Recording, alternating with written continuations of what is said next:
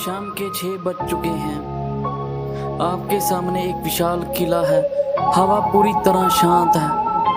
तभी गार्ड आपकी तरफ देखकर सिर्फ एक बात कहता है, सूरज डूबने से पहले बाहर निकल जाइए, क्योंकि रात में यहाँ कोई नहीं रुकता। लेकिन आखिरी क्यों? क्या भानगढ़ सिर्फ एक पुराना खंडर है, या सच में यहाँ एक ऐसा कुछ है जिसे लोग आज भी नाम लेने से डरते हैं? राजस्थान की अरावली पहाड़ियों के बीच खड़ा भानगढ़ किला, आज यह सिर्फ टूटी हुई दीवारों का ढेर दिखाई देता है। लेकिन 400 साल पहले यहीं हजारों लोग रहते थे। बाजार सजते थे, मंदिरों में घंटियां बजती थी और महल में शाही जीवन चलता था। फिर एक दिन सब कुछ खत्म हो गया। पूरा शहर बिना दोबारा कभी बात हुआ हमेशा के लिए वीरान हो गया।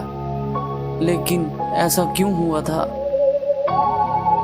कहते हैं कि राजकुमारी रत्नावती इतनी सुंदर थी कि दूर दूर के राजकुमार उनसे विवाह करना चाहते थे।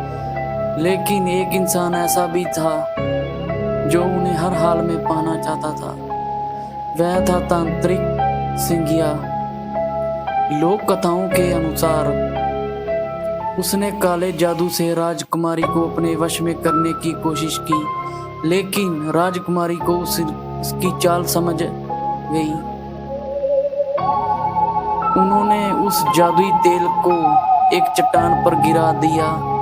अचानक विशाल चट्टान तांत्रिक की ओर लुढ़कने लगी। मरते मरते उसने श्राप दिया, भानगढ़ बर्बाद हो जाएगा, यहाँ रहने वाला कोई भी जीवित नहीं बचेगा।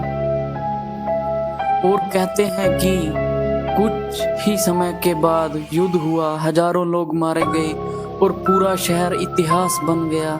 लेकिन क्या सिर्फ एक श्राप पूरे शहर को मिटा सकता है? अगर आपको लगता है यही सबसे डरावनी कहानी थी, तो रुकिए,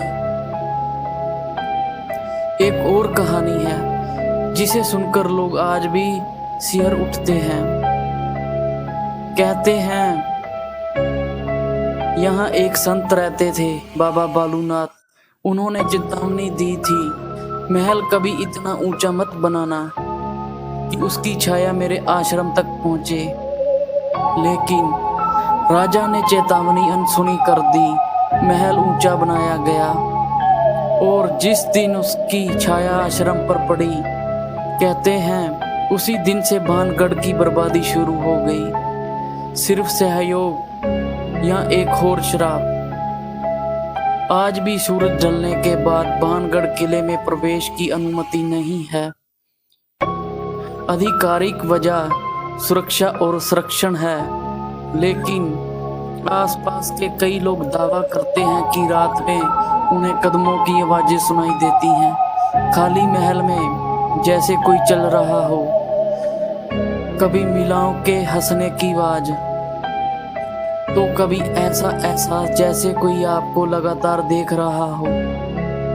इन दावों का कोई वैज्ञानिक प्रमाण नहीं है, लेकिन सवाल आज भी वही है, अगर यहाँ कुछ नहीं है तो लोग अंधेरा होते ही इस जगह को छोड़कर क्यों चले जाते हैं? और अगर सच में कुछ है तो वह आखिर है क्या?